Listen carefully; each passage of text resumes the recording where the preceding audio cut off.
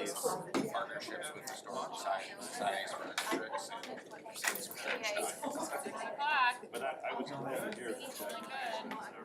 You guys feeling good? Yeah. Is there a chance you can make that? All right, everybody. There's all a chance. We're gonna get started here in just a minute. If you could please give us some quiet to work with. We're gonna call this meeting to order at 6 p.m. on June 18th. If the secretary could please give us a roll call. Sure. David Shepard, Present. Lauren Dowden, Present. Dr. Michael Thomas, Present. O'Neill Gray, Present.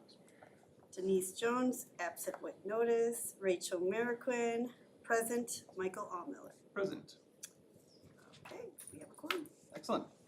If everyone could please join me in the Pledge of Allegiance. I pledge allegiance to the flag of the United States of America and to the republic for which it stands, one nation, under God, indivisible, with liberty and justice for all. Thank you. If the Board of Education could please review the agenda in front of them, and if there are any additions or deletions, now is the time. Otherwise, if I could have a motion to approve the agenda. Motion to approve the agenda. Thank you, and if there's a second, I'll second. thank you, and a roll call, please. Dr. Michael Thomas, Yes. David Shepard, Yes. Rachel Merriquin, yes, Lauren Dowden, Yay. O'Neill Gray, Yes. Michael Allmiller. Yay. Agenda approved. Yes. Staff reports. Dr. Woodland, take it away, please. Okay. Our first report for this evening is regarding Juneteenth, which is a holiday that we will be observing tomorrow. Miss Amanda Hattar, Coordinator of Belonging and Student Success, assembled a student video representing and highlighting this holiday. Hello everyone! Today we are going to be learning about Juneteenth, a super important day in American history. Juneteenth is about celebrating freedom and how everyone deserves to be free. It happened on June 19th, 1865, when soldiers came from Galveston, Texas, and said all enslaved people are free. It took a long time for this to reach Texas because it was far away, but it was a happy day when it did. Imagine waiting so long to hear you're free. As Opal Lee, the grandmother of Juneteenth, said, Juneteenth is not just a black holiday, it is a celebration of freedom for all Americans. What was the Emancipation Proclamation? A long time ago, many people in America were enslaved, which means they were forced to work and weren't free in 1862. President Abraham Lincoln wrote a special rule called the Emancipation Proclamation. It said that starting January 1st, 1863, enslaved people in some places could be free, but not everyone heard about it right away. And some places didn't follow the rule. This paper was like a promise that freedom was coming, and it helped make Juneteenth happen in Texas.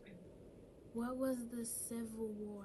The Civil War was a big fight in America from 1861 to 1865.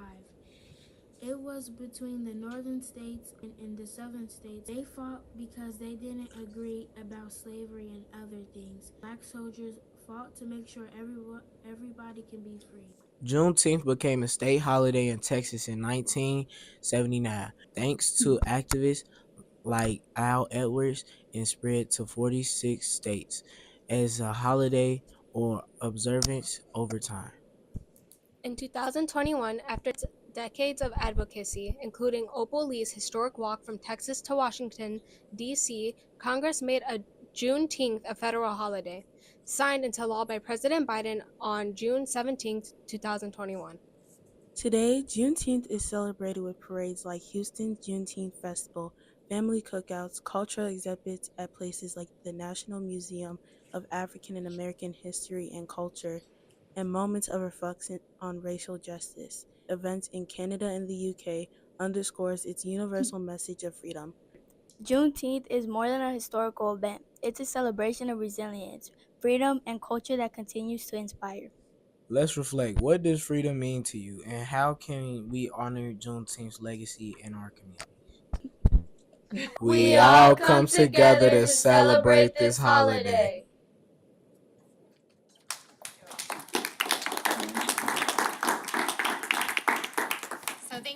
to Amanda for putting together that celebration for us to share.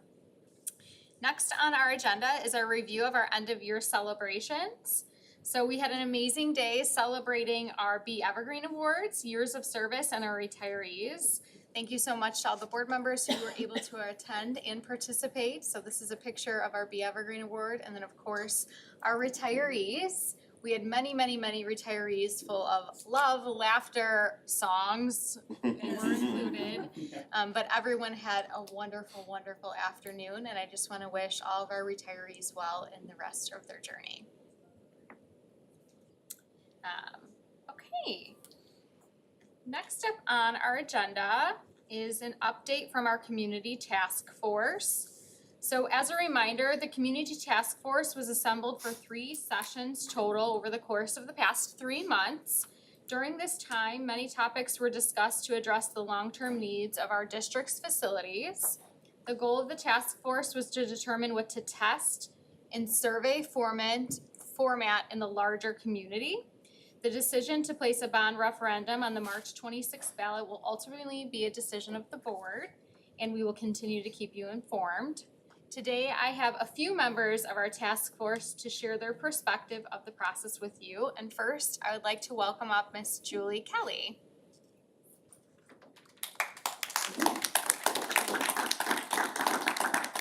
Thank you.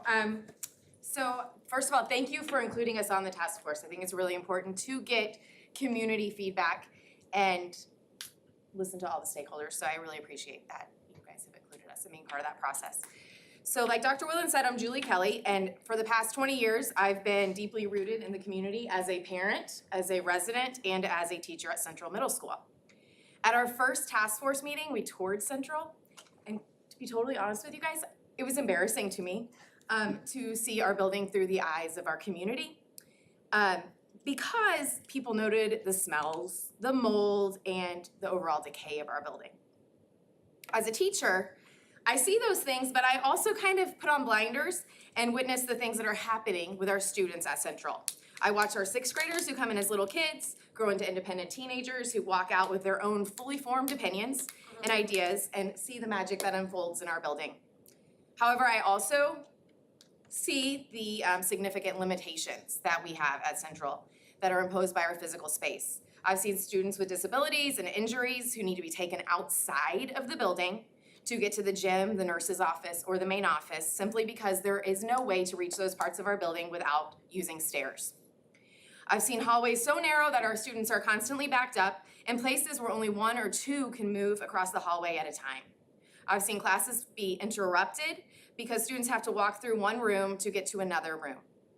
It's the only route, the only way in. I've taught in basement rooms with no windows and slanted floors where my tallest 8th grader actually had to duck to walk through parts of the room. And I've taught on the top floor with a room that has weeping walls, persistent mold, and buckling floors. Our dedicated maintenance staff has done the best that they can to try to keep up with these issues, fixing problems as they arise, or I should say patching them. Because the reality is that this building is 100 years old. The patches, they don't last, and there's some fundamental problems like the severe accessibility issues that cannot be patched. Our students deserve better. I think our teachers also deserve better. We pour our hearts and souls into educating our children of Evergreen Park, but we do it in an environment that sometimes works against us. Our students deserve a learning environment that supports their growth and doesn't hinder it. I understand wholeheartedly that investing in a new middle school will mean an increase in taxes, and that sometimes that's scary for people. However, in order to keep our community desirable, I think we absolutely must invest in our schools. Strong schools are the foundation of our community, and our student success alongside the well-being of our staff is not negotiable. A new middle school isn't just about a new building. It's about providing our students and our teachers with the accessible, functional, and inspiring space they need to thrive. And that is why I fully support you guys going forward with the plan and hopefully putting together a referendum and getting a new Central. Thanks. I just want to hold you for a minute because I do think it's really important if any board members want to ask you any questions about the process, just from your perspective. Sure. Do you have any questions for Julie? No, she answered my question in regards to the speech of wondering how old is this place? 100 years old. 100 flat. Well, it'll be in 1927. Oh, okay, yeah, it's 100 now. Okay. It's long. Yeah, long time. Okay. Yeah. Okay. I just wanna share that, I experienced the same that you did touring the school. I had never been in Central. I've had 2 children, complete Central, went on there, doing the adult thing in life, and I had never actually toured the school. So, we went on a tour. No, it's not right. No. It's institutionalized, it's like the colors of the prisons I worked in. I'm like, there's jewelry. The basement hallways, the children, I mean, I can touch the ceiling during there, just standing there. There's no windows in the area where they eat. And passing, like, from class to class, it's like, hold, turn, scoot over, stop. That's just not conducive for Basically, the education. school is outgrown, I guess you can say, the times of today, because if you look when it was made, people were smaller. I'm being realistic, people were not, as robust, I can say, like myself and others. So it's like, I'm pretty sure that at the time it was, adequate, but now it's really sound like it's just really outgrown its use. It has, and if you go around to any of the other schools in SWIC, which I've done a lot with my kids as they're playing sports, it's like, whoa, this is what we could have. This is what everybody else has. The halls are twice as wide. The light is much more. It's much brighter. It's just everything is newer. Volleyballs off of the air vents, Yeah, right. Yeah. I would just like to challenge anyone that's listening or in the room, tour Central and then tour Southeast. It's like night and day, like literally like night and day. So we have to do something. Yeah, because again, thinking of quite naturally, that's what I do. So I'm kind of thinking man, that would be a nightmare to get in there, and we would have to. Oh, it would be impossible. Yeah, It'd be impossible. and just on the simple fact that I'm like, man, I'm sitting here thinking it would be a nightmare if I had to go in there to do something. You couldn't evac that school if you wanted to, and it's next. There's just no room for the students to get out of the school fast enough to safety. Thank you so much. Thank you. I appreciate it. Next up, I would like to invite George Peso, who is also a member of the Community Task Force. George is going to introduce himself, and he has a lot of history associated with Evergreen Park, and I'm excited to hear his perspective.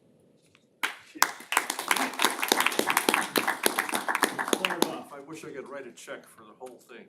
I really do. Me too. Reason why I say that, back about 1955, I came to this town. I was 12 years old then. I attended Central at the time. It was called Central Junior High at the time. And so you put the numbers, do the math, so to speak. I'm 82.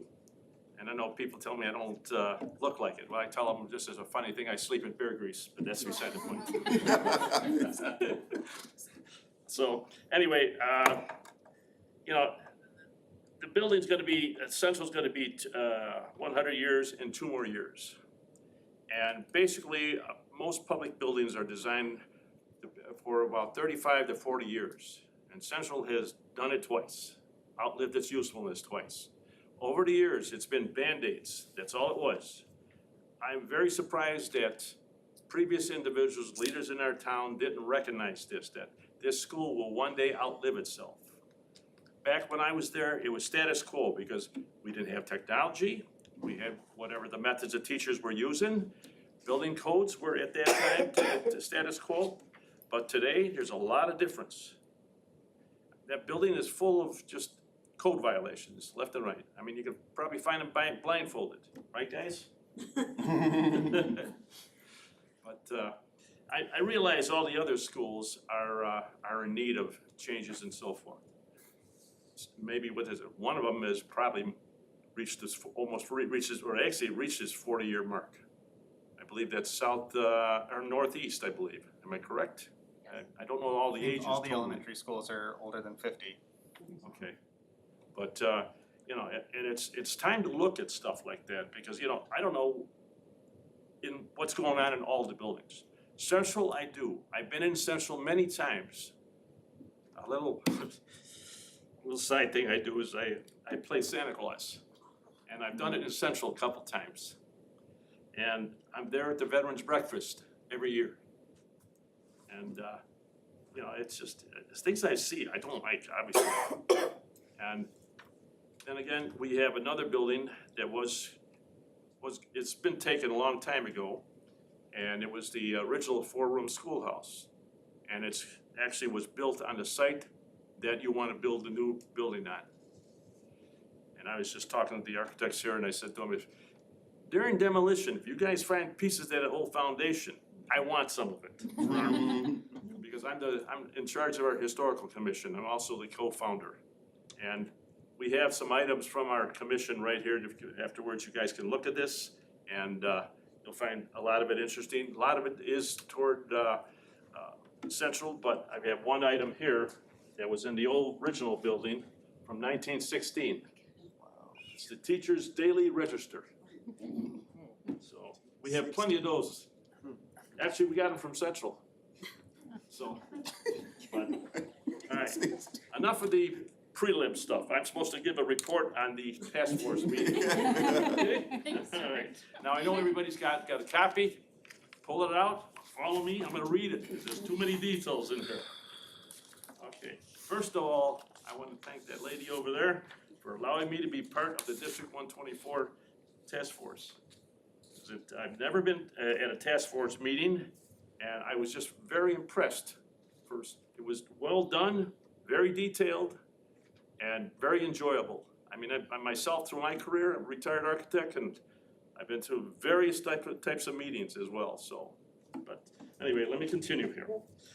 I have been involved in many meetings in my architectural career, but not one like the 3 well-planned task force meetings that I recently attended. In each of the task force meetings, we were educated very well in our preparation toward the project of modifications of each quadrant school and the new building of a badly needed Central Middle School with 1,000 lines underneath that. Please note that Central Middle School will be 100 years old in 2 years. Built in 1927, I graduated from Central Junior High, named at that time, in 1957. At that time, things were status quo. But today, the building has outgrown its usefulness due to many changes such as space, technology, newer educational methods, and newer building codes. At the first task force meeting, we had a detailed tour of Central Middle School where we saw the many problems that both teachers and students had to deal with each day. After the tours were completed, let me ask one thing, or say one thing here. One of the main problems that I've heard and actually seen some things, because the attitudes of students, when they get out of a building, and if they feel uncomfortable, you can see it. And if you're in an old building that is really twice useful, useless in general, you'll notice that too. And the teachers have a rough time. You know, bless those teachers for teaching in a building like Central. I mean, it's not an architectural monument to begin with. It's an old building, that's it. So.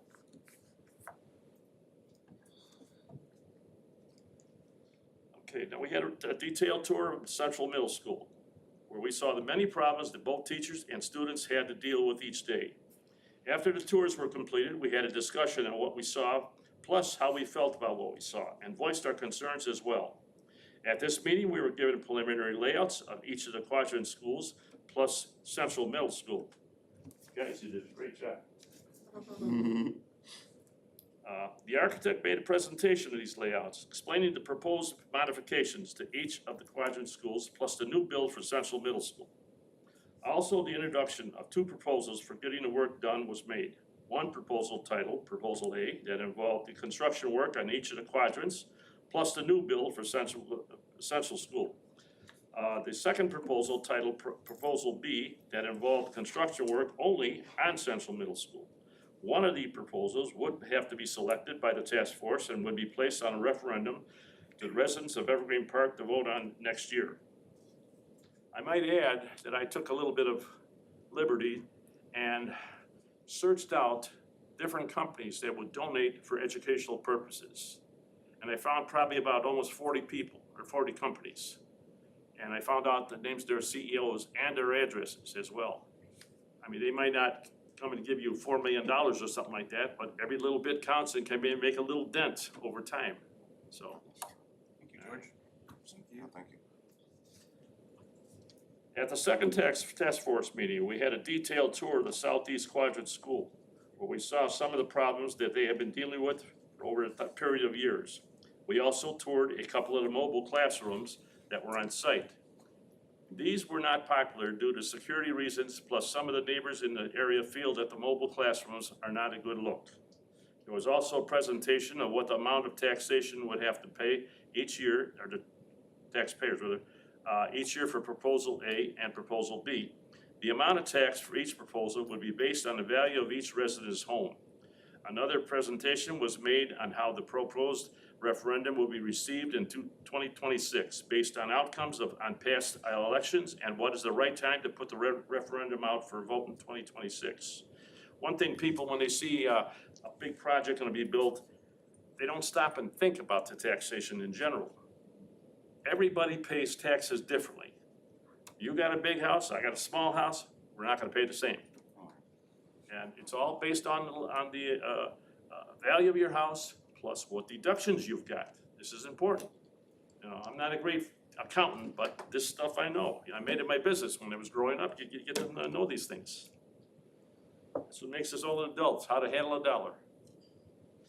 At the third task force meeting, we had a presentation from the architect showing what some of the interiors of the new Central would look like. The addition of a new historical room that I like was added to the Central Middle School plan. This room would exhibit the history of Evergreen Park. There were some changes made to the previous presented plans for each of the quadrant schools. The next order of business was to select which of the two proposals is to be on the referendum, Proposal A or Proposal B. We were divided into groups of 5, and each group was to discuss and vote on which proposal was desired. The consensus from all the groups turned out to be Proposal A, is to put on the referendum a member of the school board. Now, former police chief, you, talked extensively about security in various areas of our school buildings. He also talked about how to provide security in the various areas by describing various types of security hardware. Now, by the way, did you finish the puzzle? Yes, I did. You know what that is? No, I do not. That is the first school building in town, the 4-room school house, and it was on the site where the proposed school should be built. Wow. And that is in the Currier That is Ives cool. watercolor, and you can pass it around if people wanna look at it. That's cool. But you'll see actual pictures here in the Currier and Ives tradition. So let me end with the foundation of every village, town, and city is the quality of their educational system. Thank you. If there are any questions? Yeah. Yeah, go ahead. No, no questions. Oh, you said, yeah, I No, thought, okay, I have to applaud thank you. you guys. All right. Sound like you did. George, you have been so dedicated to this Yeah. process, Well, and I I've really got more to appreciate go, believe me. But I do wanna ask you a question. Yes. Why is this so important to you again? Well, you know, when I call it payback. I mean, I've got a good education out of this town. Both high school, I graduated from Evergreen in 61, graduated from Central in 57. Yeah, I know I'm 82, but I'm not the normal 82-year-old. I'm full of energy. So, you know, but sometimes things do make you slow down a little bit, like a knee operation, stuff like that. You know, that doesn't bother me. I'll get around. But it's just important. I love this town, and if everybody had the same attitude, this town would be better. I know it can be better. I mean, there's nothing wrong with it now, but, you know, just in general, there's always room for improvement. That's it. Great, thank you. Yeah, one question. Sure. If I was a parent seeking someplace to raise my family, like right now, what would you say to me to attract me to come to Evergreen Park? Low taxes. Because people always talk about the dollar first for some reason. I'm not making $1 million, I'm retired. But I like to invest in our future, and that's our kids. That's the main thing. But, all right, even at my state of retirement right now, all right, I say if I don't have a car, I've got all the amenities that I need here. You've got 2 hospitals, one in Oak Lawn, one here. you've got hardware stores, you've got bakeries, you've got, or one bakery, I should say. You've got grocery stores here, everything. You got medical facilities, and not only the hospital, you know, there are some doctor's offices here and there. But if you have to travel a little bit, there is still some bus service you can use. You know, our town is always thinking of, especially the seniors. I don't consider myself a senior, I'm too energetic, so. But that's what I would do, you know, that's my advice. And I think people are friendly here, you know. So, any more questions? How about you, sir? I don't have any questions, although I have a request that you keep this energy up when we have to start knocking on doors. You know, I've done this for years, okay, I've been a zoning board chairman now for, let's see, for over 30 years, it's no longer. And I've been involved in many elections. When I do play Santa Claus, I have to go to people's homes. And I cut that down in half, only because I want to. Even though my wife made me the brand new Santa Claus uniform. It's styled in the late 1800s. But that I even take serious too, because I love to see the smile on the kids' faces. So every year I'm at new building, it's by Circle Park, and I see about 300 kids. I counted them one day. So this last year was a little over 3. But it's a lot of fun to me. I tell people it's my drug of choice, even though I've never been on any drugs other than what's prescribed. So, but yeah, it's a great life here, believe me. So. Thank you so much. All right, Thank you so much. Thank you.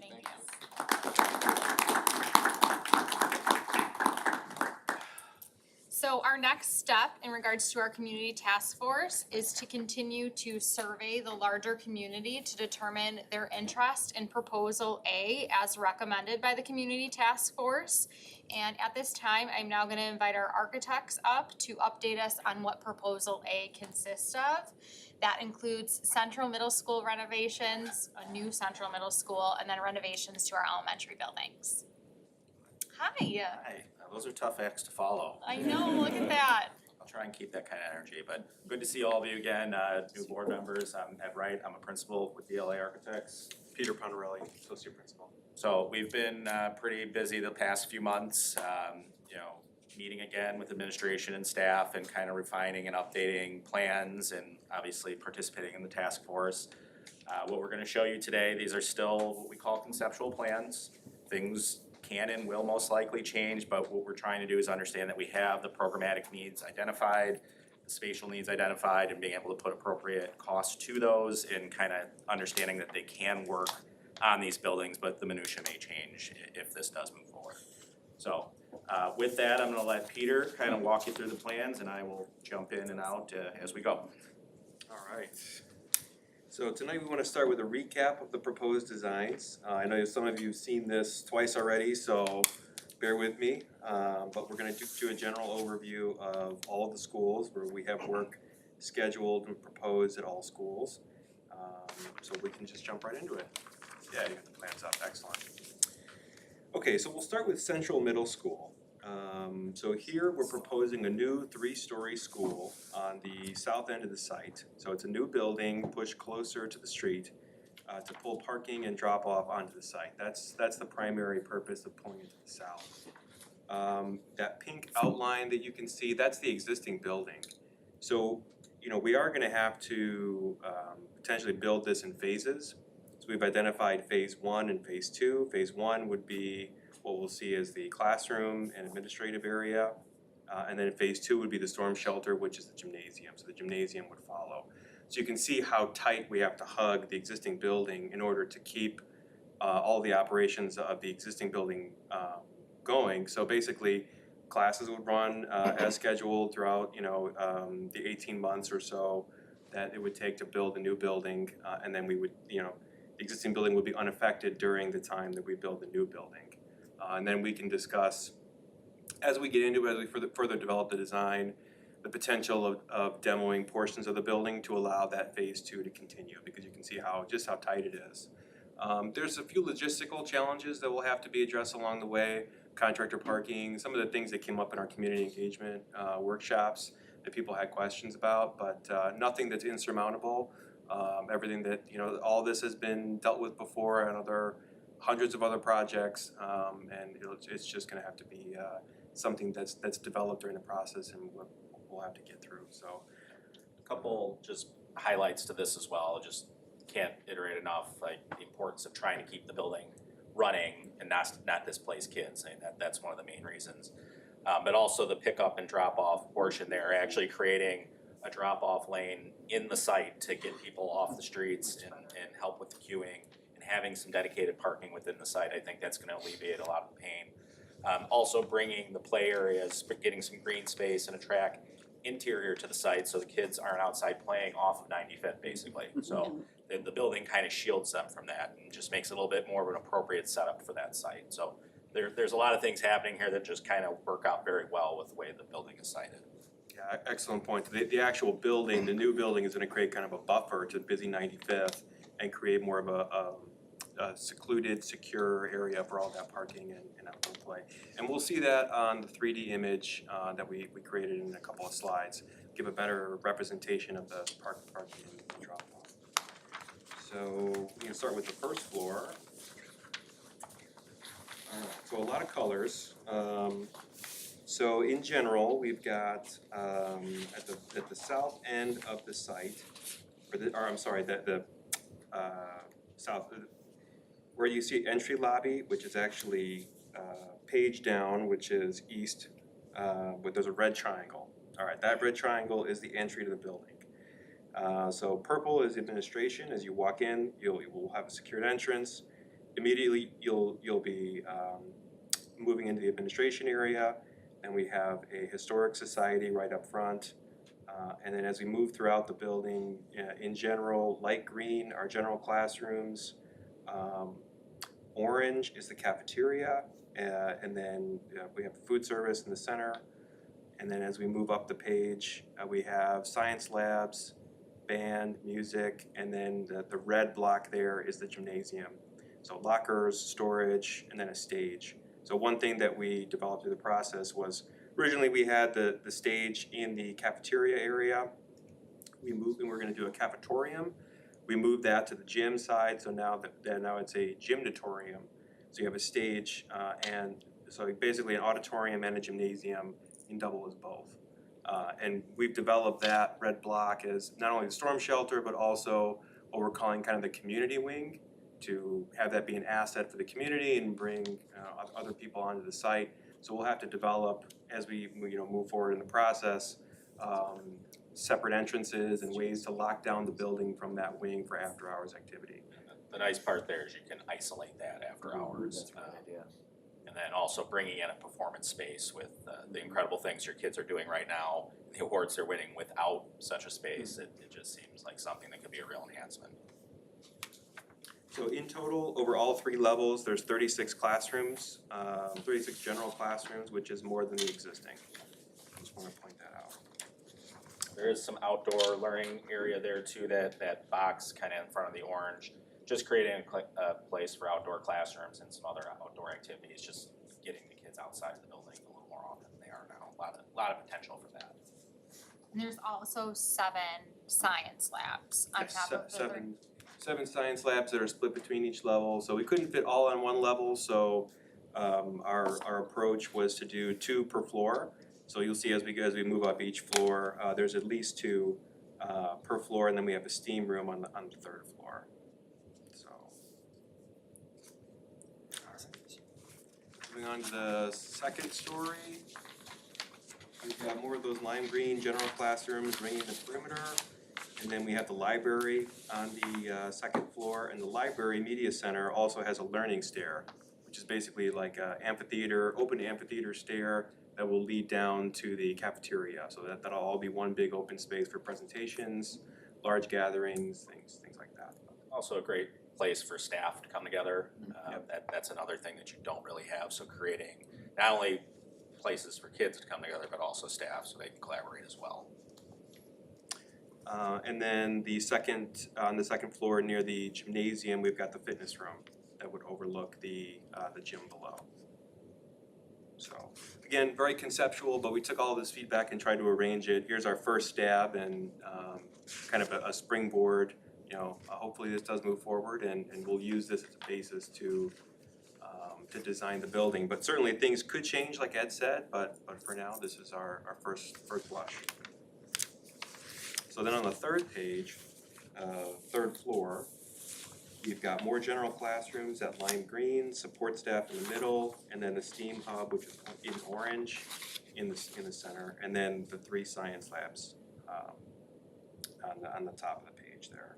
That's gonna be a common theme as we go through all the buildings, is providing adequate space for student support services that just, they don't exist now. Where you're multi-using spaces or they're going in the mobiles, and so actually providing the space that allows for that need is something that's pretty critical in all the buildings. I think on the next slide, there should be, yes, so here's our very preliminary first attempt at just general massing of the site. So here's what it could look like. There's a lot more detail that will go into the building, but based on these various schematic plans, this is kind of how we see the building unfolding. So you see the drop-off lane there, so we're bringing cars into the site near that staff and visitor parking. And then we've got the outdoor courts and the outdoor track all contained within the footprint of the site. And then in reddish pink, you can see the outline of the existing building. So basically, once everything's fully developed, the existing building would be completely demolished, and then we would develop the site into parking, outdoor play, and the drive aisle. One thing to add is, and this is a 3-story building. Your current building, sections of it are 3 stories, just one of them is underground. But it is spread out quite wide, so the ability to be able to stack it more efficiently, it's easier to construct, it's more cost effective to construct, and it's a better use of the space. Okay. Then moving into the elementary schools. Any questions on that building before we jump ahead? Sorry. No, I think it looks great. I think that a lot of even like the slight changes that have been done, like the parking, I think is gonna be huge up. It's one of those where it's like, I feel like that's one of like the most difficult things is when it's like Sawyer's packed with all of the cars and you've got drop off and pick up, and to have like an actual like flow of traffic there. Yeah. I think not just for us, but it's like anyone who has to get through that area of the village. Residents that are around. They're always having issues. This would be great for I them. think that would be, it's just, it's very nice. Nice. All right, so jumping into the elementaries, we'll start with Northeast. So one of the main goals, obviously, with the elementaries is to get rid of the existing mobiles. That's the primary driver. So one way to do that is to create a pre-K classroom / early childhood edition at Northeast. So bringing all those pre-K classrooms to Northeast and creating a early childhood center. And that would free up space. That has kind of a domino effect. That would free up space in all the other buildings. And then we're able to get rid of the mobiles and bring all those programs that are in the mobiles inside of each building. So by creating one central early childhood, we kind of free up all that extra space. One thing to note, when we're doing additions, doing 1 or 2 classroom additions across 4 sites is an incredibly inefficient way to build. You end up paying probably close to double for those small additions. It's barely worth the contractor's time to mobilize for that. So when we can pull program out of other buildings to free up interior space and create larger additions that make sense that we can build more efficiently, there's a lot of benefit to that. Yeah, so a goal with either the addition or remodeling that we have highlighted, the renovation, would be that every school would have OTPT, dedicated OTPT, art and music, and then STEAM lab space and student support. So either through that mix of, so we're showing in yellow, so you'll see at each school, yellow is addition, blue is renovation. We tried to accomplish that through some mix of either addition or renovation in each school. And then also soft surface playgrounds at all 3 schools. North Northwest doesn't have that because of the park, but we'll get to that one next. So here at Northeast, we have in that early childhood edition, we have 6 pre-K classrooms and support spaces with toilet rooms in each pre-K, a gross motor room, a sensory room, project tree classroom, and 2 extra kindergarten classrooms. That was a requirement of the existing building program. And then we have dedicated parking near the pre-K, so the early childhood center would have its own entrance with that red arrow there. That would be its own dedicated entrance, kind of separate from the main entrance of the school. So it'd almost be like its own attached micro building onto this building. One thing to that though, there is a benefit to attaching it than being a freestanding building. We're able to take advantage of some of the existing infrastructure that are part of that building. There's some shared services that can happen.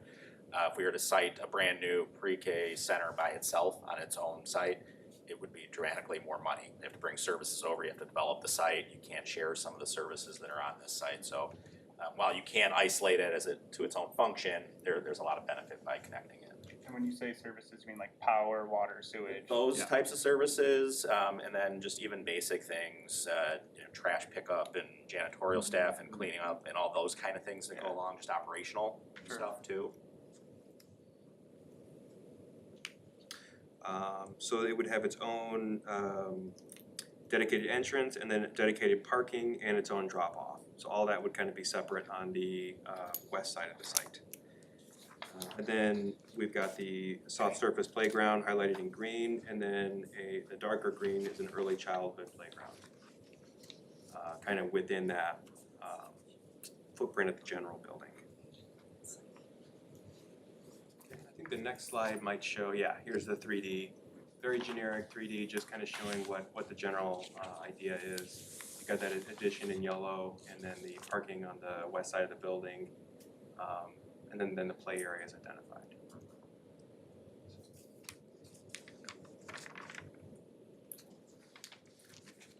Moving on to southeast. So southeast would have its own addition.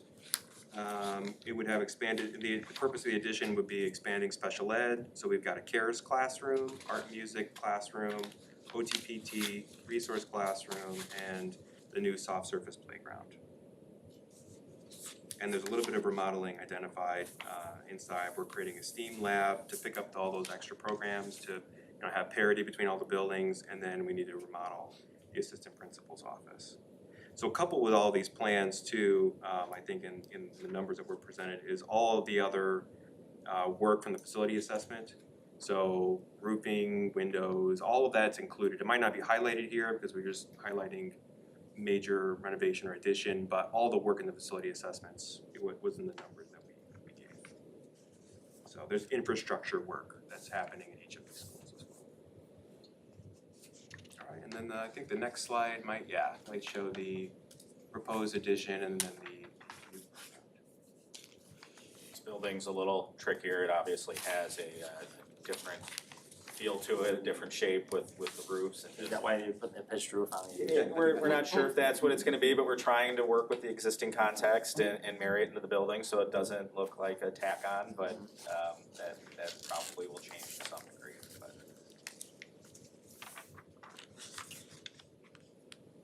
Alright, so northwest, no addition here. Northwest is very landlocked. It's possible to put something over by where the mobile is once the mobile comes out, but we feel that we can tackle all of the program, adding that additional program for parity within the space of Northwest without creating an addition. So This is your tightest building, currently has a lot of extra program in it. And having that in your most landlocked and smallest building, that's one of the reasons for pulling that stuff out and bringing it over into the larger additions, the pre-K in particular. yeah, I believe it has the most pre-K classrooms. So once all those get pulled out, we'll have empty rooms that then can absorb the extra program. So we've got renovation of a STEAM lab, some support rooms, OTPT, project tree, new ADA toilets, and then a few other additional rooms. So no playground because the park was next door as well. And this was all based on feedback we received from the early community workshops and the community engagement that was done. So So no 3D for this one, there's no addition, but then we can jump to southwest. And then at southwest, we've got an addition on the west side of the building, which is basically art and music, and then a few other support spaces, OTPT, and then the EL rooms. And then taking care of a few other things like toilet rooms and then a So, and then renovation would be the STEAM lab. And may I have one more 3D? Yep, there it is. So the proposed addition on the west side, and then the soft surface play area.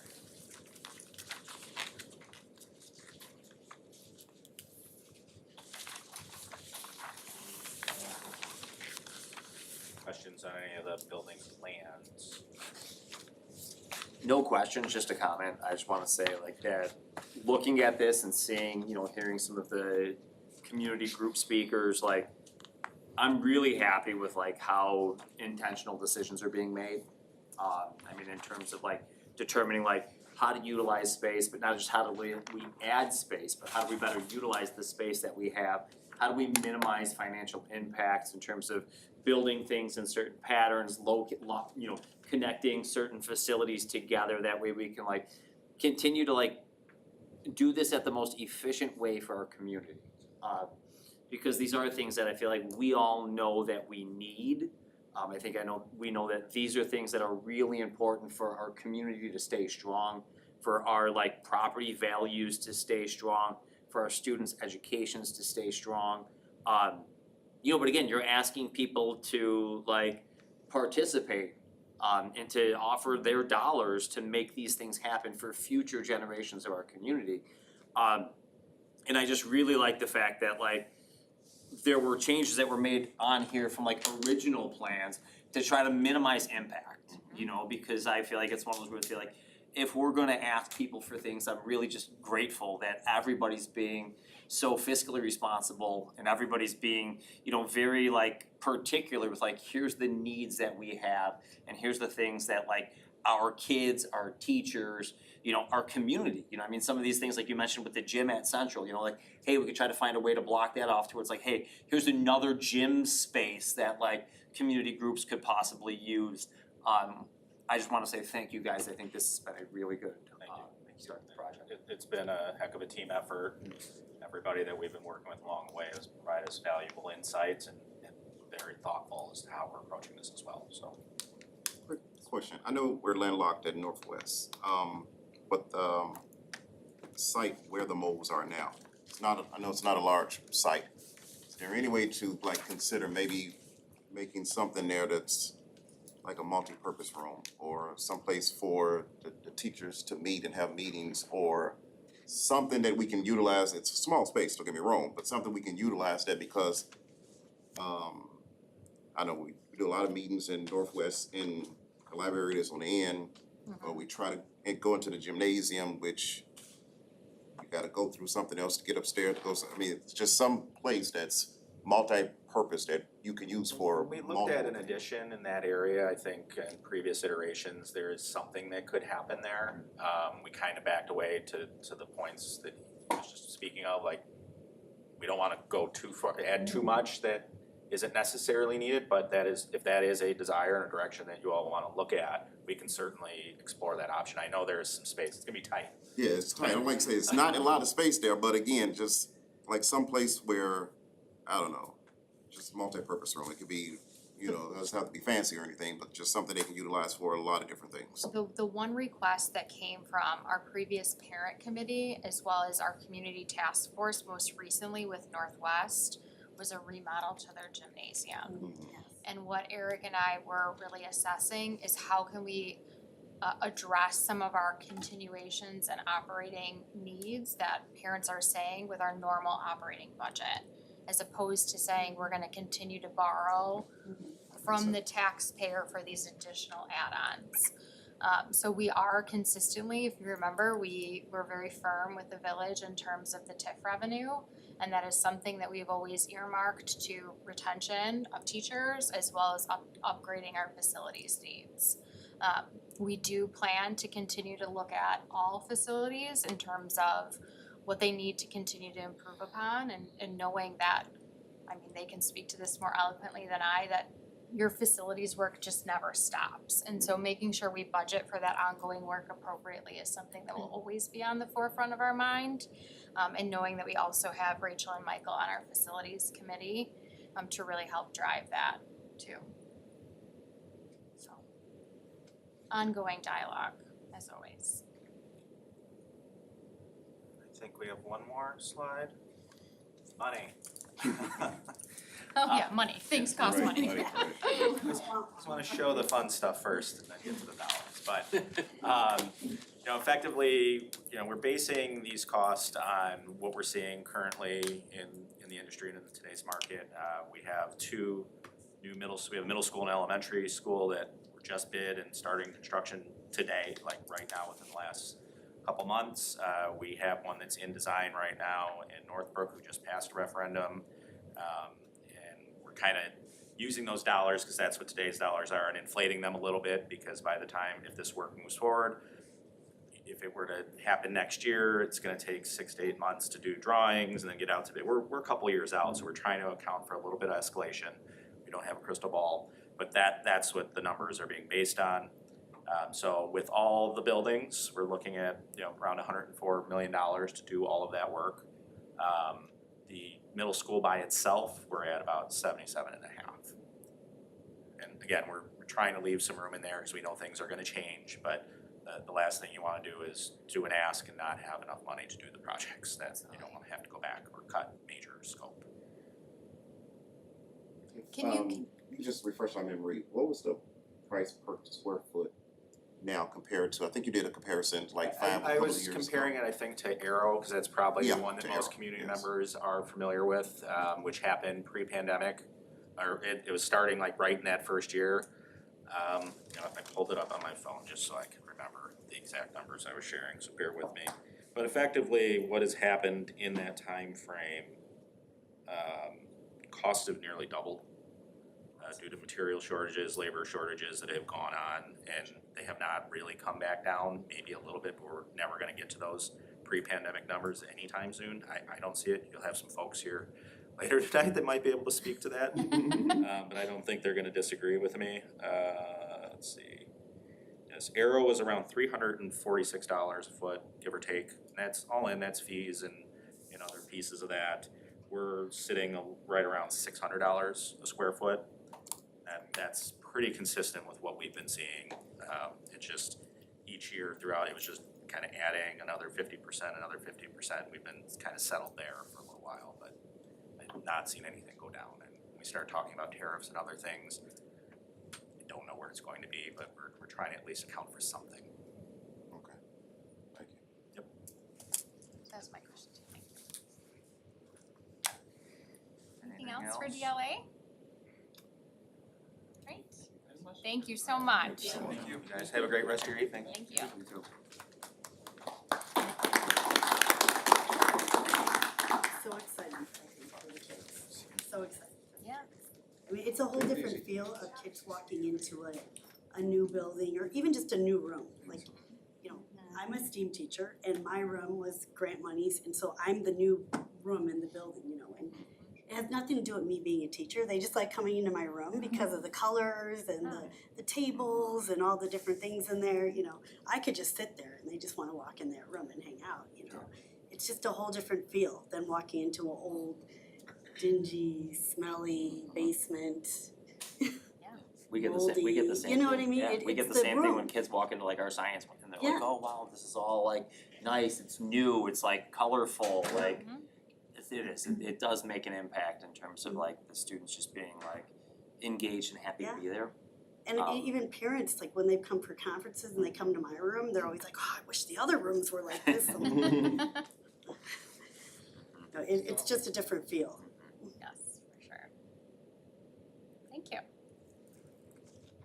All right, next, Dr. Carlson.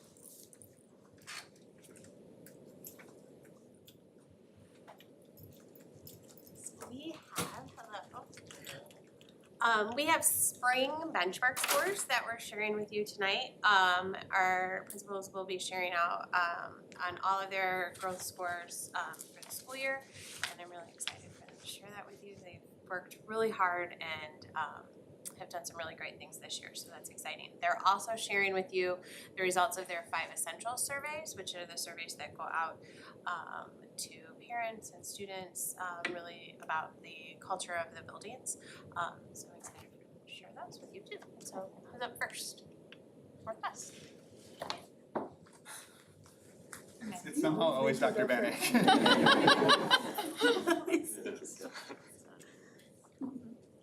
I tried changing the order once and I got pushback. So these are our scores for the year. So just as a reminder, the achievement scores is how they did compared to other students nationally. So our district usually looks at the 50th percentile, whereas like anywhere from the 25th to 75th percentile would be considered average. We set the benchmark a little bit higher and say the 50th percentile. And then we also look at the growth of like how they grew compared to other students who started at a similar point to them. So they take off everyone that started at a similar position, see how those students grew, and that's the percentage of students, that's the average percentage of students that grew. Well, for M-Class, it's the percentage of students that met average growth. For the other slides, it's the average percent of students that they did better than. So with our M-Class scores, this is for our kindergarten and first grade, so this is our reading scores. So I'm very proud of my teachers and the work that they did, both these grades and all the grades. They did a great job this year with the growth, especially if you look at our kindergarten. We started with the lowest percentage of achievement in terms of the fall benchmark. And then just not only the growth, which was fantastic, but also just the increase in the achievement going from 23rd percentile to 64th percentile in kindergarten, and first saw good growth as well too, going from the 51st to the 74th percentile as well too. We did this year, we instituted, because we've been having more students come in without formal educational experiences in our kindergarten. So we instituted, we call them SWAT teams, we have to find out a better name for that, but basically where they just really introduce and practice those basic skills to get them kind of going and get them ready with that, with those skills so they can be better readers as they go up in the grades. So then on the next, this is our STAR scores as well too, so same thing, we had great growth.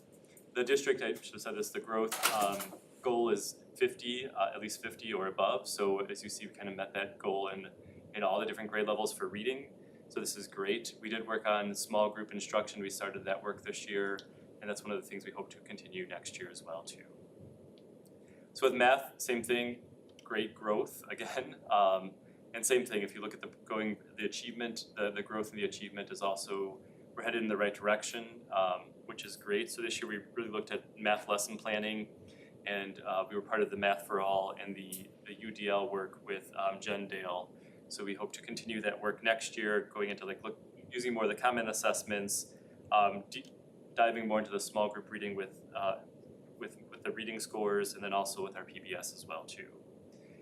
So then the next is the 5 essentials. So just as a reminder, the 5 essentials is a survey that our 4th and 5th graders take, and then also our parents all our teachers are invited to take it, and our staff are invited to take it, and then parents are invited to take it as well too. So the parent scores aren't displayed on these particular graphs, but this kind of shows how our schools are doing. So it's a comparison between 2024 and 2025.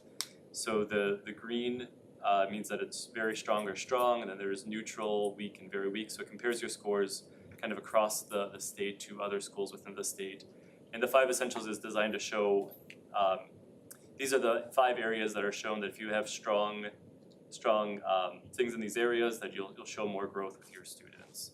And so we did see, we saw growth with a lot of our different categories. So actually Northwest, we grew in the subcategories, we grew in 26 out of the 30 subcategories, which is great. So that's the graph kind of on the right, which is kind of hard to see, but it shows like last year's scores and how it kind of increased to this year's scores too. So given the fact that we have a relatively newer staff than some of the other buildings, I think this is we're showing some good growth and we have a good foundation on which to build. I think next year, just like I said, focusing more, especially getting the involved families a little bit back to being a little bit higher. We have some plans for our PBIS efforts and things like that as well too. But I think it's a good foundation to have, and then we look forward to kind of increasing that with the work we kind of talked about before. Questions? Thank you. All right. Thank you.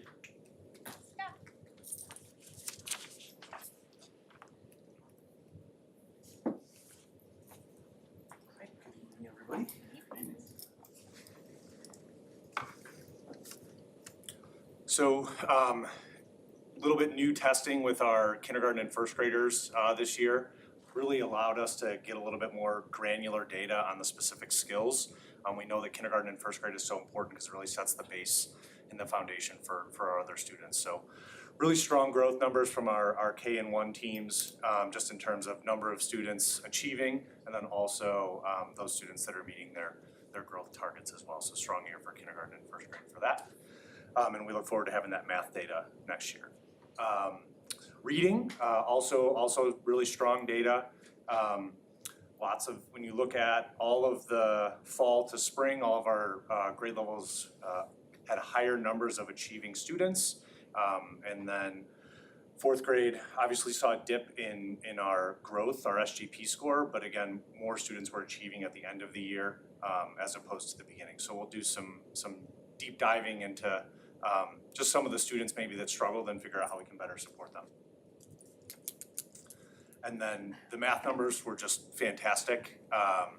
You look at like a grade like third grade where 93% of the students are meeting or achieving, and really strong SGP numbers across the board for that. So really positive STAR data for both reading and math, and we look forward to kind of continuing that. And some of the things that we've done has just been really targeted with our after school groupings, and just making sure that we're touching kids across all performance levels, whether it's a group of a grade that really would benefit from having an enrichment group as opposed to a group of students maybe hovering in that 40th to 50th percentile to get them over the achievement mark.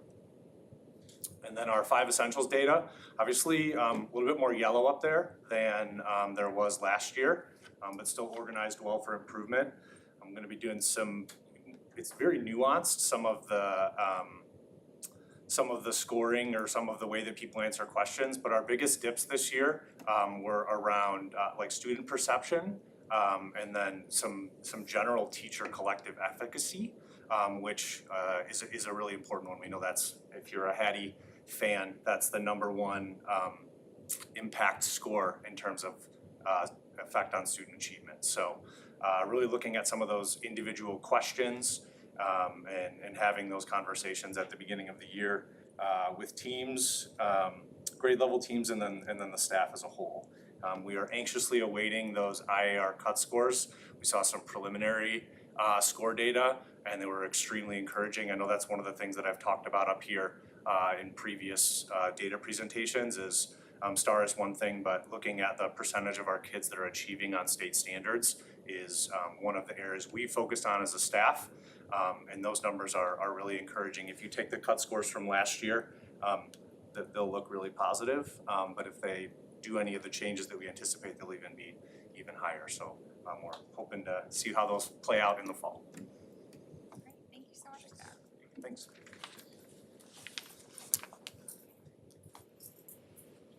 Carrie Berry.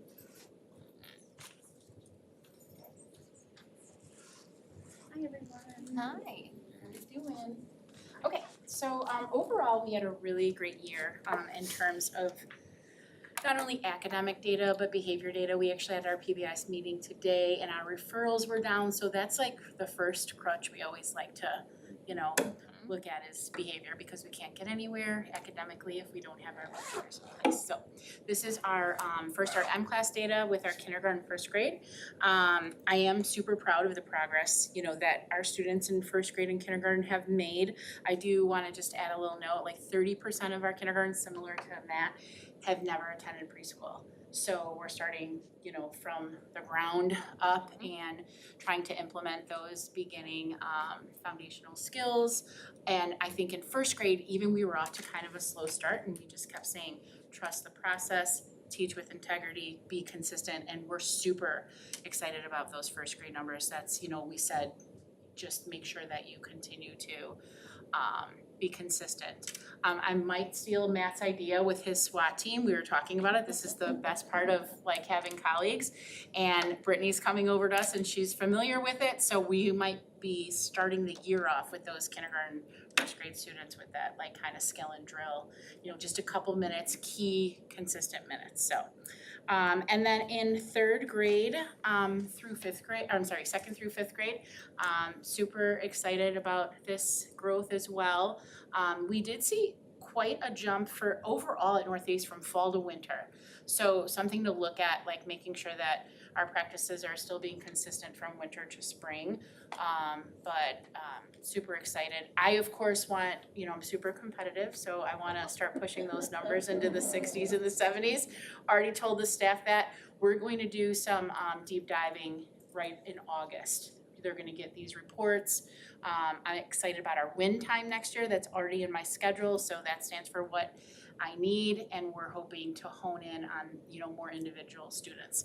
Little sidebar, I just wanna say, like, in the fall, 74 of our students at Northeast School were tier 3 in reading, and we ended with 51.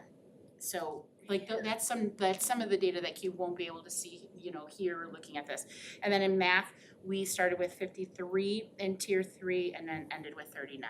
So we're moving in, you know, really in the right direction. Small group instruction was at the forefront of our, you know, of our building goals this year too. Okay, and then next is 5 essentials. Yes.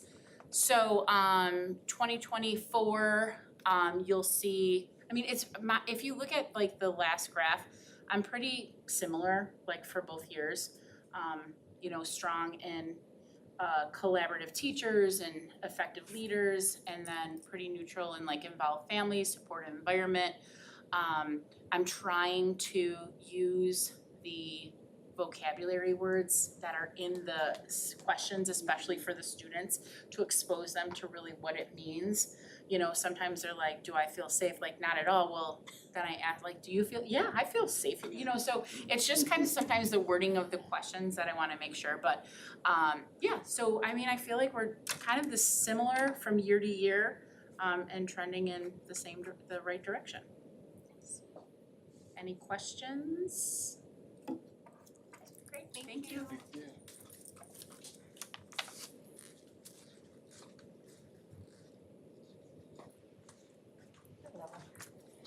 I'm Kathleen Kasprowitz. I'm the assistant principal at Southeast and Southwest School, and I'm excited to share Southeast data today. On behalf of Haley Vermeer, who's actually home with some sick kids, and she's sick herself tonight. So I'm just gonna run through it with you. So looking at M-Class, if you look at that far right column, we have really big celebrations in our growth. Kindergarten, over 65% of students met that average growth. In first grade, 77%. Also, if you look from that fall to spring, we saw a lot of great growth, especially in first grade. We saw some huge jumps. Kind of like Carrie said, that trusting that process in the winter, you know, teachers were worried about if curriculum matched and all these pieces. And we made it through the year and we saw that big growth.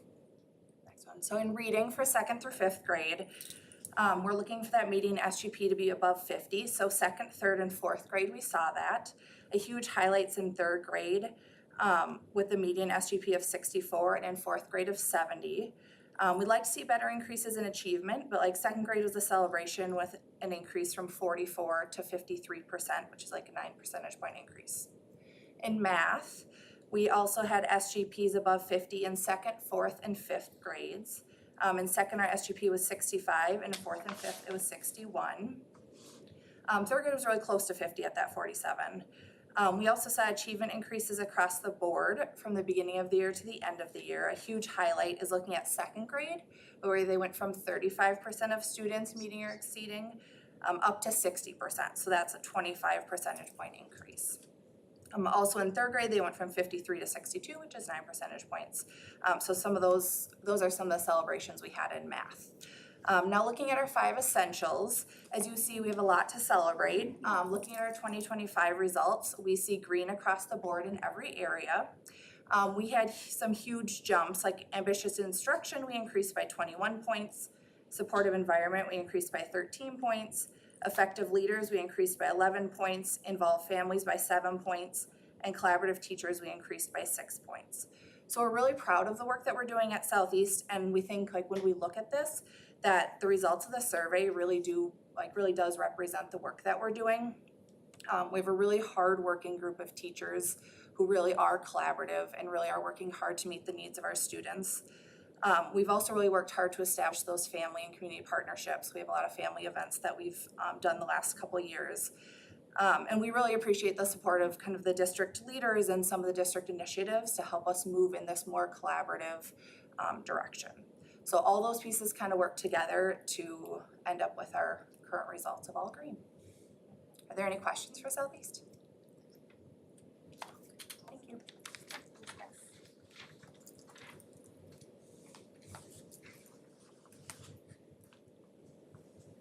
Hi, everyone. So I just wanted to preview a little bit. So the last year, the school improvement team, which is composed of administration, team leaders, and teachers, we co-created school improvement goals to drive our work this year. It's really important to me as the building leader to have really clear goals with action items. So all of the work that we're doing is connected to school improvement and growth, because we know deliberate and intentional action is how we can move our building forward. So our academic goals this year, we had hoped to improve the percentage of students that meet or exceed in both reading and math by 5%. And then, like all the other buildings, we wanted our SGP to also be at 50 or above for all grades in reading and math. And before I kind of talk about the data, I just wanted to share our action items of how we were going to get there. So we currently have the coaches lead department analysis. So after our STAR fall and winter benchmark, they meet with all reading and math departments, so like 6th grade math, 6th grade reading, and they look at classroom level data to really talk about where our students did really well and where they didn't, so we can then either pull small groups or modify our instruction. And then we also do a team analysis that's facilitated by the team leaders, but I'm there as well, and that's with like 8th grade gold and 8th grade green. And that's really important because although not everyone teaches reading and math, everybody impacts our students, and I would say probably all teachers are teachers of literacy, and so it really is important, like Scott said, for that collective teacher efficacy to have that team analysis as well. So we did that after fall and winter. This year we had a huge push for math common assessment analysis. So after each of the 6 module assessments, they also looked at their common assessments. Obviously a focus on high quality tier 1 instruction. We did some IXL incentives, math for all like Matt talked about, a focus on intentional planning. We also had students do goal setting this year, and then we did some really fun incentive challenges, our most recent one being the Hot Ones Challenge, which was really fun. I don't know if you heard about it, but that was really fun, and it was just a community builder. It was one of those days where I was like, I get paid to do this. It just was really fun. So as you can see, oh sorry, go way back to the reading. So as you can see, we have lots of things to celebrate. So we did meet our reading SGP at all levels, which is great. And then if you want to go to math, we also met our 7th and 8th grade SGP. And I really want to shout out 7th grade math. They had a median SGP of 62, which is great. And then 8th grade math was the only grade and content between math and ELA that did meet the 5% mark. So they were able to increase the students that meet or exceed by 5%, which is exceptional. And I really want to take a minute to just thank our instructional coaches, team leaders, teachers, really for their intentional effort and focus on high quality tier 1 instruction, because without them, we would not see these results. All right, so now for the 5 essentials. We also have lots to celebrate on our growth from 5 essentials. We were able to move 4 measures: supportive environment, effective leaders, collaborative teachers, and involved families from weak to neutral. Our strongest performing measures are collaborative practices, parent influence on decision-making in schools, quality professional development, instructional leadership, and teacher-principal trust. The most improved was principal-teacher trust, quality professional development, program coherence, school commitment, and parent influence on decision-making. I did just want to mention here that teacher-principal trust and school commitment that are in our most improved, and teacher-principal trust is in the top 5. Those were our lowest indicators last year. And those were actually 2 indicators that we were specifically targeting this year through our school improvement efforts. So similar to with our academic data, when we met as a school improvement team, we also looked at our 5 essential data to create culture and climate goals. So last year, our goal was to increase school commitment from 2% to 25%. Oh, sorry, it's back here, yeah. And our school commitment grew to 45%, which is great. And then one of my personal goals this year was to increase principal-teacher trust as rated by staff, because as you know, trust between the teachers and principal is crucial for positive school environment, improved teaching practices, and ultimately better student outcomes. When teachers trust their principal, they feel empowered, safe to take risks, more likely to collaborate, which leads to increased teacher effectiveness and student achievement. So it's hard for me to brag about myself, but I did just want to highlight that principal-teacher trust did grow from 22% to 58%. And I really just wanted to highlight all measures within this category range from 92% to 98% of teachers agreeing or strongly agreeing.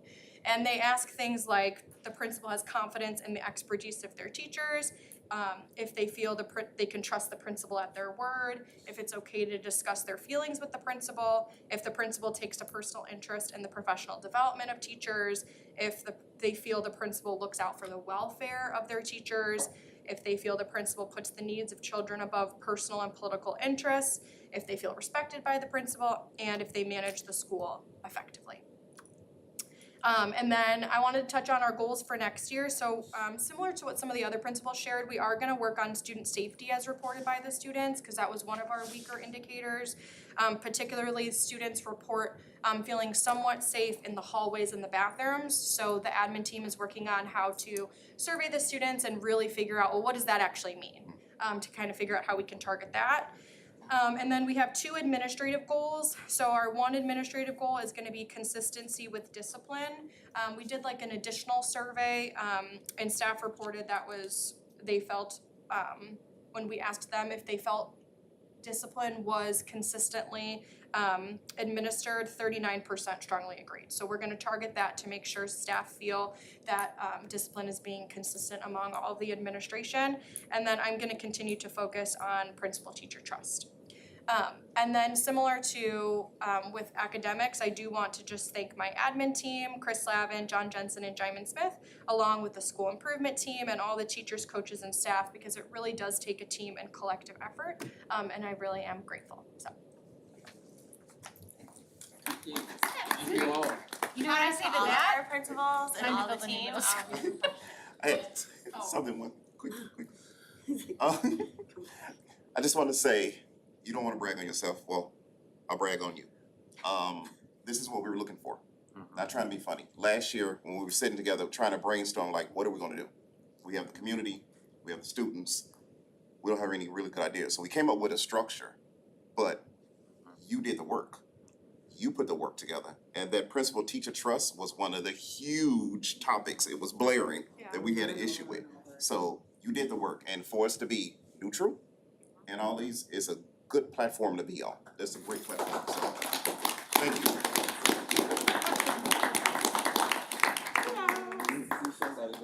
So fun. Yes, so I just really appreciate all of the principals and all of the teams. I think they worked really hard all year, and to be able to see the vast majority of those student growth numbers above 50 is a huge improvement, and I'm really excited about that. So the next thing that we have, Jenna Stain put, we have our CMS School Improvement Grant that we receive every year. If you remember some history with this, CMS was targeted in October of 2022 for our English learner student population.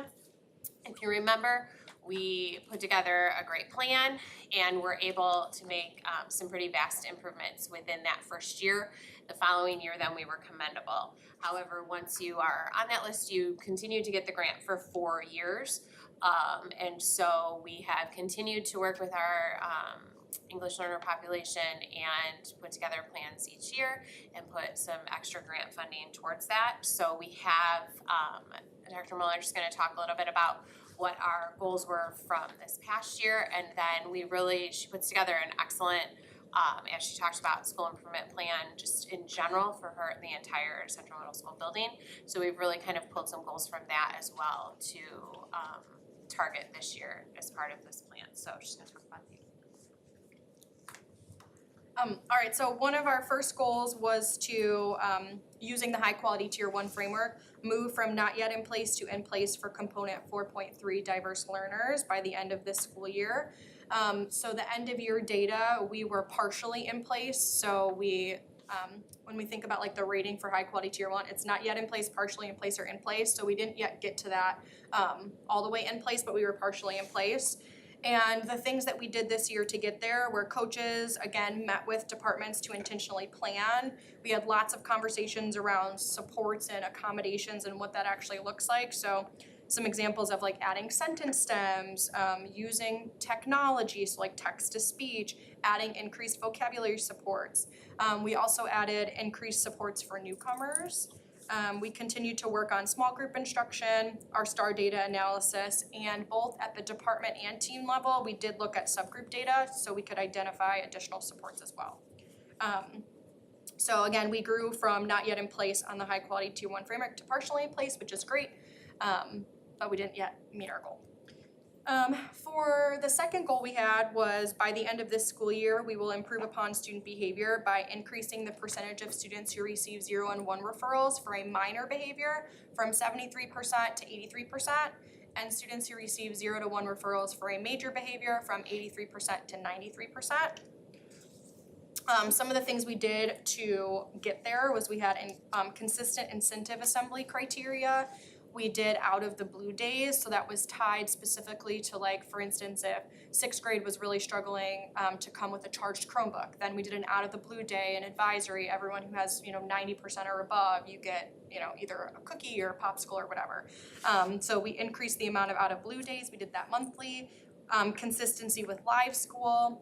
We worked with Dr. Erin Dale to create disruption, disrespect, and defiance profiles because we learned that everyone's threshold for disrespect is different, and so we really wanted to have common language so we could ensure that, like, if I'm writing someone up for being disrespectful, if they did that same behavior in someone else's room, they would also be written up.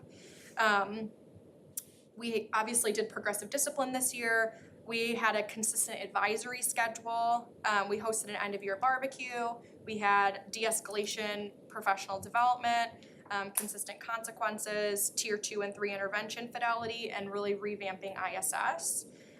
So for minor behavior, our end of year data was 60.4%. So we did not meet that goal. And then for a major behavior, we did increase from last year. So the amount of students that received 0 to 1 referrals for a major behavior was 86%. So that was more than last year, but it didn't hit that 93%, but still a good thing to celebrate. And then our third goal was related to attendance. So we really wanted to decrease the number of students who were missing like that tier 2 10 to 19.9% of school. So that moderate chronic absenteeism from 12% to 8%. And we didn't hit that, we had 17%, but I really did want to shout out the students that were missing 20% or more. We did decrease that a lot by half. So like 23-24, we had 33 students in that category, and this year we had 16. So we were able to cut that by half, which is great. And we did that through adding attendance to the academic excellence breakfast criteria. We also added an attendance criteria to our incentive assemblies.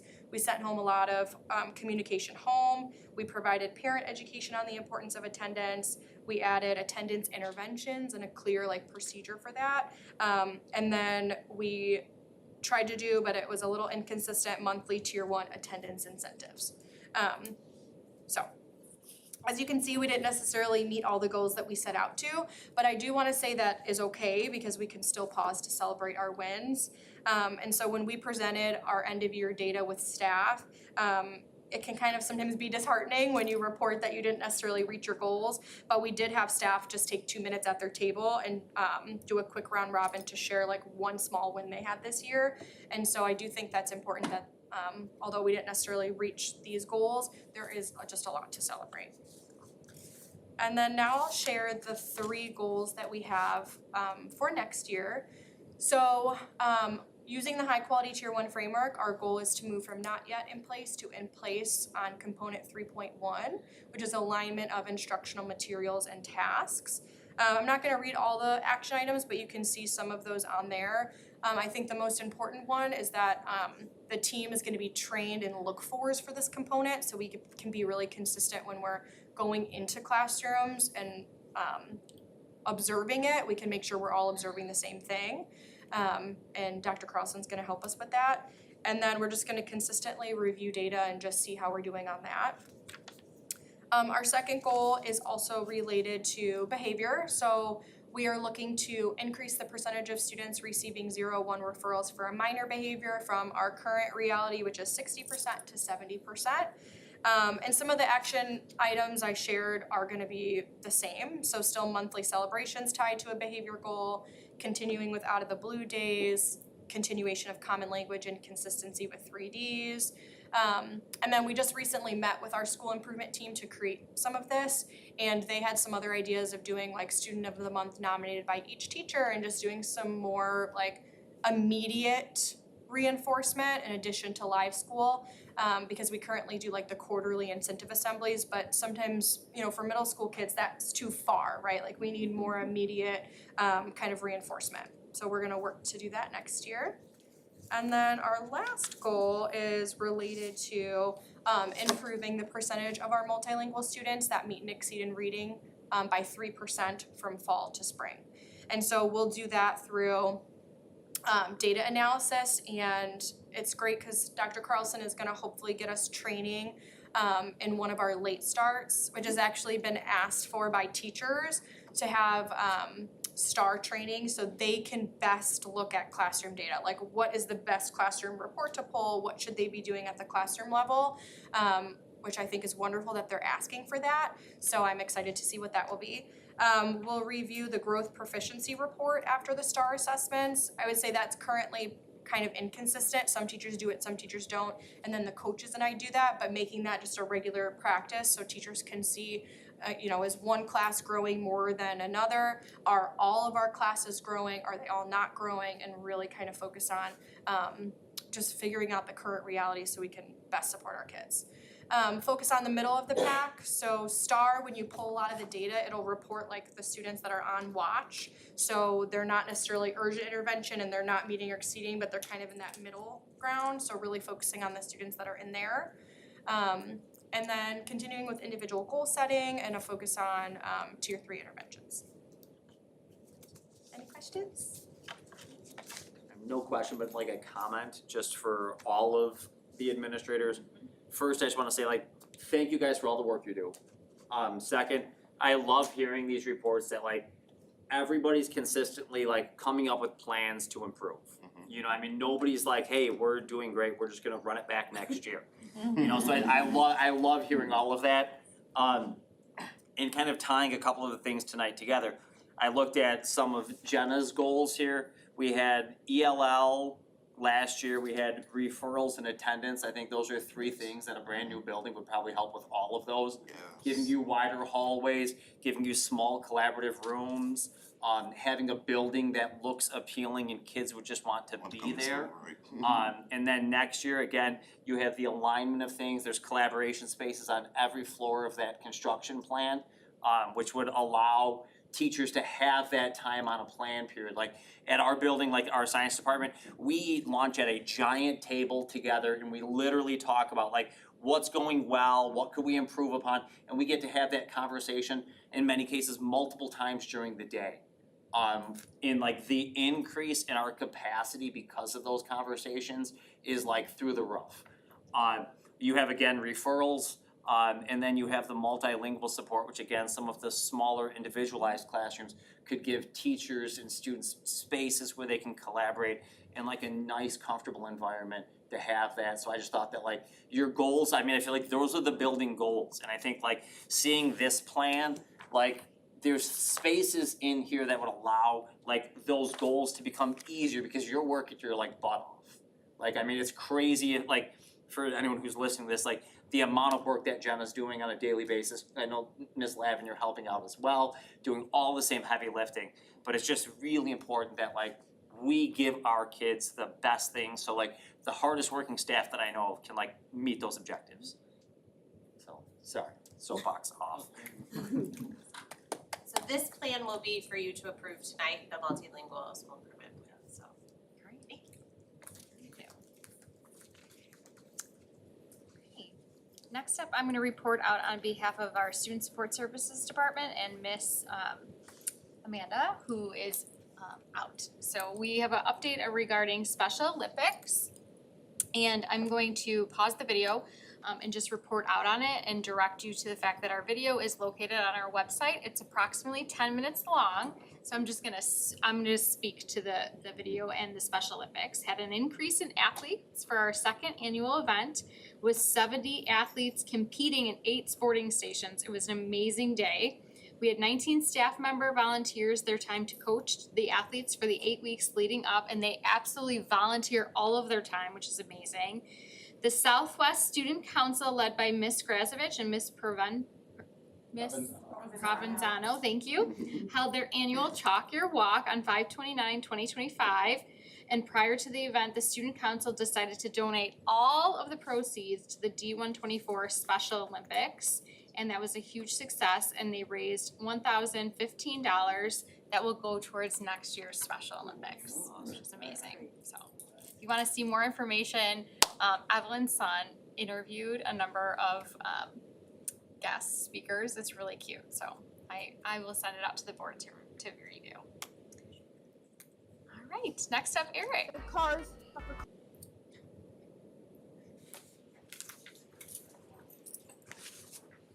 Oh. Oh, Eric, how's it going?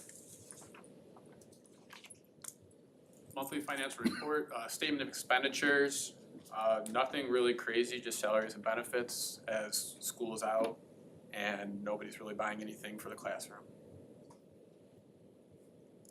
Statement of revenues remained relatively flat. We received a large sum of revenues in the month of April. And as a result, the fund balance has gone down just slightly, nothing crazy, but it has gone down a little bit, which is expected. And then when I present again next month to you guys, I'm expecting it for it to go down again as a result of the summer pays and other payrolls. The fiscal year 26 Aero budget is in here to be approved by the board later today. Expenditures, they're budgeting a 0.7% decrease while adding 5.4 new FTE next year, which is nurse, OT, PT, SLP, 2 paras and a teacher. 0.4? It's all like one was like 1.8, one was like 2.3. It's just all very, I think it's based off caseloads and things like that. Oh, okay. PPO increase was 6.9%. HMO increase 5.2%, and their workers' comp program had a 46.87% increase. Revenues are projected to remain relatively flat. The only projected increases are in school meal reimbursements. As a result, Evergreen Park's pro rata cost, which is basically our fee to be a member of Aero, this current fiscal year, it was at $168,836, and it's just up roughly $20,000 for next year. Eric, just for clarity, that workers' comp program increase, wasn't that primarily due to just the cost of the insurance? Yeah, so like it's just very random, like ours went up. Okay. Portion like that too. Another item on the agenda for later approval is the food service pricing. So last month I presented the extended day pricing to you guys. And so I looked into the food service pricing for the next school year. In order to be a part of the National School Lunch Program, you have to increase the prices by a minimum of 10 cents. And so that is what I'm recommending to you guys today, is to increase by that minimum of 10 cents to stay aligned with the National School Lunch Program. So for full price breakfast, it will go from $1.55 to $1.65 for elementary schools. And then for the middle school, it'll go from $1.80 to $1.90. Full price lunch would go from $2.85 at the middle schools to $2.95. And then for the middle school will be $3.10 to $3.20. And then the last 2 years, the board approved letting reduced families get their meals for free. And so I'm recommending that again tonight. Any update on the state of Illinois providing? I haven't seen anything really like with the food service area. The only thing that I've seen the state talk about is the CEP program. We're not in that program and it's not getting rid of it, but I think it would be something about like criteria to be accepted to the program. And we currently don't qualify for CEP because of our low income numbers. The reimbursements are just not worth it. We would lose a We would large lose amount of money money. every year as a result of switching into it. Thank you, Eric. Yes. Now, last week, we had some interviews for a construction manager for the future construction that we have in 2026. And Hopefully. and we would like to present to the board today, we would like to recommend FH Passion as the construction managers for the district. And we have asked, they brought Kevin Belkey from FH Passion to come up and just give a few words. Good evening. Good evening. Hi, my name's Kevin Melke. I'm a lead superintendent for FH Passion. I've been at FH Passion for 13 years. My role is direct support for project superintendents. So we can manage multiple sites at the same time. We're really excited for the opportunity to work with the district. See great vision and the need for it. Hold on, lose my train of thought. I mean, you guys might know our name. You've probably seen us on the highway, Midway, O'Hare. But we've been in the school business for over 30 years, working with school districts, helping schools, helping in the communities. We're very used to working in tight sites. And it's just, I think it is a really good fit for us. We're a big company, but my division is a small division, and we just concentrate on schools. And so that's all we do, but we have the resources of a big company, and we're just excited for the vision that DLA has for the district, and glad to be a part of it. And we're gonna help with pre-construction services, estimating, presenting stuff to the board, presenting stuff to the community, getting involved with the community, site safety and site logistics, and just can't wait to get started. Great. Same here. Thank you. Thank you so much, Kevin, for Thank you. hanging out with us tonight too. One thing that I really liked about FH is, like you said, they have such a big network, and so really gonna get really accurate pricing. We're gonna know what the market really is gonna say at the time of going out for bid for different items. Finally, Property Tax Appeal Board, it's that time of the year. We have one for this month as a recommendation for Florida Plastics International, Inc. It's a 2021 appeal, and the recommended settlement is $18,995 for District 124, and then $15,086 for the high school. Any questions on any of that? Thank you. Thank you. All right, back to us, huh? Board reports. So we have the board committee assignments. I sent that out to the group earlier this week. I trust everybody's had a chance to review it. Nothing really new. We've been kind of talking about this for the last couple of weeks. Anybody listening at home that's interested in the committee assignments, they'll be up on the new website in the next week. Item B, the IASB regional meeting report. Mr. Shepherd, please. Just quickly, nothing really exciting, I'll just give it to you. First of all, they had it in the middle of nowhere. We were like in the very corner of Cook County, like Indiana, you could throw a rock. We were so far out, it was ridiculous to drive out there. But got out there, it was just a pretty much standard meeting for this time of the year.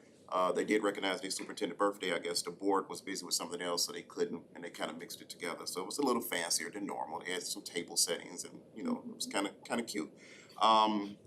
Their superintendent gave us an update on some of the things that they've done. They've improved the water system. As you know, out in Soak Village, there's issues with the water, so they've been working to fix the water system for the students out there. They also did something that I thought was kind of impressive.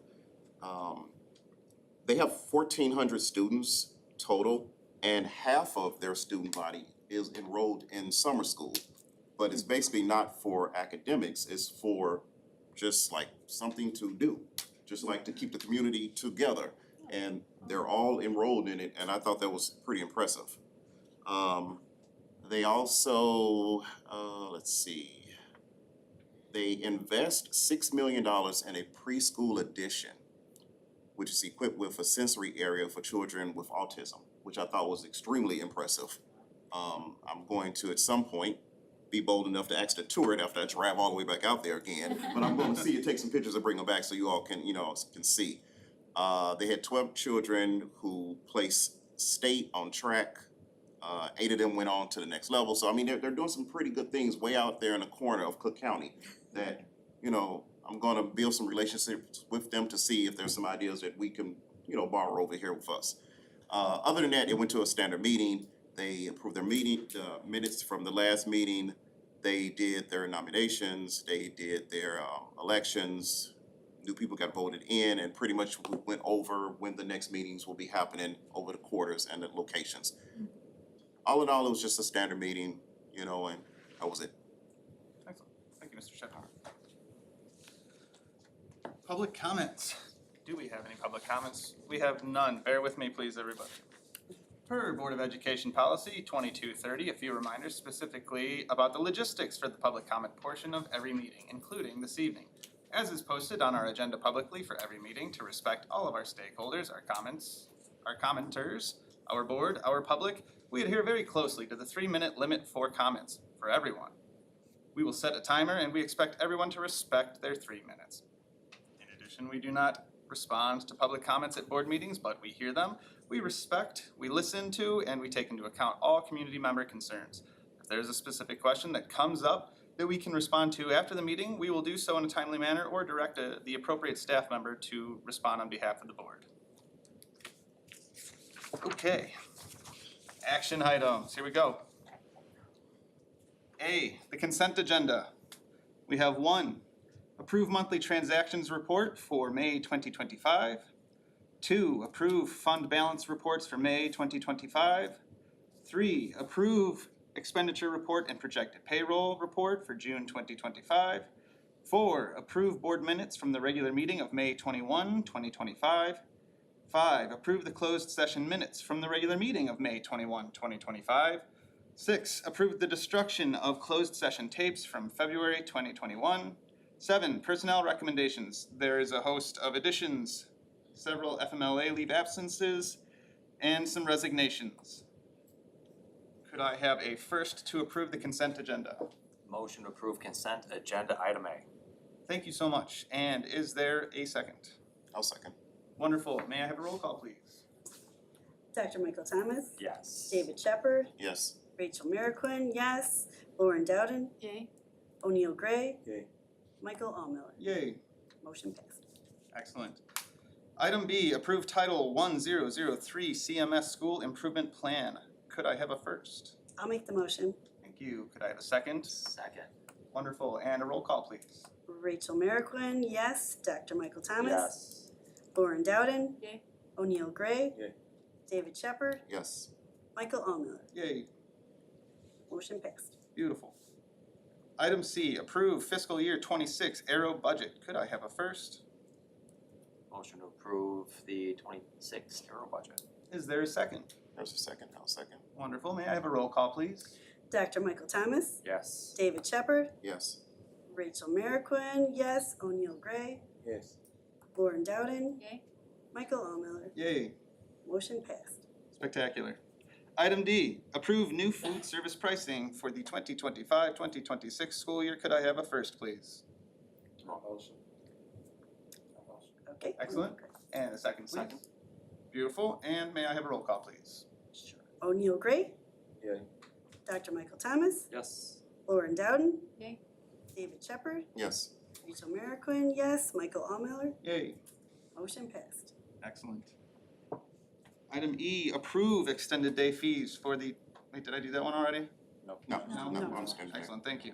Approve extended day fees for the 2025-2026 school year. Could I have a first, please? Motion. Second. O'Neill Gray? Dr. Michael Thomas? Yes. David Shepherd? Yes. Lauren Dowden? Yay. Rachel Merrickwin, yes. Michael Allmiller? Yay. Motion passed. Excellent. Item F, Approved construction manager contract for FH Passion. Can we try that thing that Denise was doing from Arrow? Which one? Is there any Any objection to objection? the Yeah. Any previous role? objections to the previous role? Can I do that for all You of just it? say it and then we Oh, perfect, okay, yeah, can sounds good object to or me. we just. It's like, it's almost 8, so. Yeah, no. Right, All right. you're moving right Any along. objection to the previous rule? No objections. No offense. All right, motion passed. Beautiful. Item G, approve property tax appeal board for Florida Plastics International. Any objection to the previous rule? No objections? No objection? All right, motion passed. Beautiful. Next up, recess to closed session to discuss appointment, employment, compensation, discipline, performance, or dismissal of specific employees of the district or legal counsel, including hearing testimony on a complaint lodged against an employee or legal counsel to determine its validity. 5 ILCS 120/2C1. Voice vote. All in favor? Aye. There are no nays. Beautiful. Everyone listening at home, the stream will be stopping now. Anybody here, you're welcome to stay as long as you like, though I don't know when we'll be coming back. If you're leaving, please enjoy a cupcake on your way out. Thanks for coming, everybody. I know there's a lot of. So none of the new people are? I know. I don't think Jenna? so. Yeah? No. All the new people? Our community task force presentations are, I think, a new person or. Yes,